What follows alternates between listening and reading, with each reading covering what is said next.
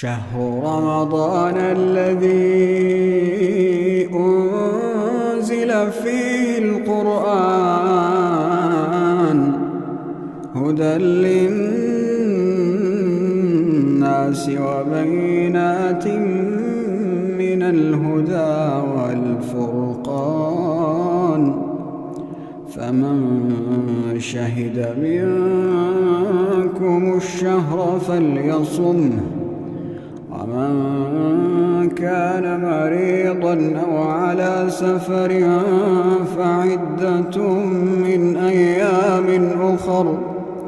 يريد الله بكم اليسر ولا يريد بكم العسر ولتكملوا العدة ولتكبروا الله على ما هداكم ولعلكم تشكرون.